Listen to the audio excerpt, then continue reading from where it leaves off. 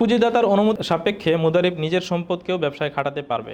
মুদারাবা চুক্তি, আপনি পুঁজিদাতা আর যিনি মুদারিব তিনি সেই পুঁজির সাথে মিলিয়ে ব্যবসাটাকে বড় করতে যদি চান করতে পারেন, তবে এটা মুশারাকা হবে না। মুশারাকার আলোচনা শেষে গিয়ে আমরা করব। কি হবে? অর্থাৎ এক পক্ষ দিল 10 লক্ষ টাকা, আপনি চাচ্ছেন 10 লক্ষ টাকার সাথে যদি আমি আরও 10 লক্ষ টাকা বাড়িয়ে দিই তাহলে তো ব্যবসাটা আরও চাঙ্গা হবে। তখন আপনি নিজের থেকে 10 লক্ষ টাকা দিলেন, দিয়ে দুইটা মিলিয়ে ব্যবসা করলেন। রব্বুল মাল যদি অনুমতি দেয়, যিনি পুঁজিদাতা, যে ঠিক আছে আপনি আমার এই ব্যবসায়িক সম্পদের সাথে ইচ্ছা করলে আপনি আপনার টাকাও কী করতে পারবেন, মিলিয়ে ব্যবসা করতে পারবেন, অনুমতি দিলে তাহলে বৈধ। এখন প্রশ্ন আসবে যে তাহলে মুনাফার ব্যাপারটা কিভাবে ডিল করবে? এখানে মুনাফার নির্ধারণ করতে হয় পার্সেন্টেজ হারে অথবা আপনার ভগ্নাংশ হারে। ভগ্নাংশ বলতে 10 লক্ষ টাকা দিয়েছে, যা লাভ হবে 4 ভাগের 3 ভাগ আপনার থাকবে, 1 ভাগ আমাকে দিবেন। এটাকে হলো ভগ্নাংশ বলে।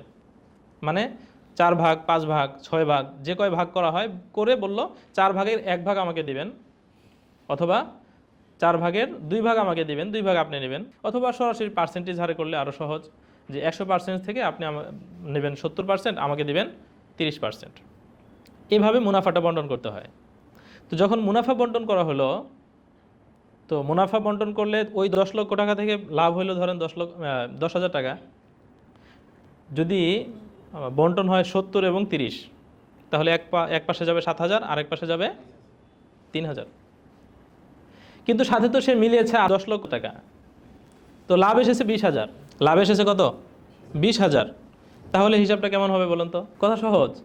যা উনি যে অংশটা ওনার মিলিয়েছেন ওইটার লাভ ওনারই থাকবে, ওইটাতে কোনো অংশীদারিত্ব হবে না। আর যেটা শুধু রব্বুল মাল বা পুঁজিদাতা দিয়েছে ওইটার মুনাফার মধ্যে এসে ভাগ হবে। তাহলে সহজ কথা যদি বলি, মুনাফাকে 3 ভাগে ভাগ করে ফেলবে। কয় ভাগে? 3 ভাগ। একটা হলো তার নিজস্ব পুঁজি থেকে আসা মুনাফা, বা তার নিজস্ব পুঁজির অনুপাতে মানে মুনাফা, সেই মুনাফাটাকে আলাদা করে ফেলবে, ওটাতে কোনো ভাগ নেই। আর যেটা পুঁজিদাতা দিয়েছে সম্পদ, সেই সম্পদের মুনাফা কতটুকু এসেছে সেটাকে ওই তাদের যে নেগোশিয়েটেড পার্সেন্টেজ আছে সে অনুযায়ী কী করবে? বন্টন করে নেবে।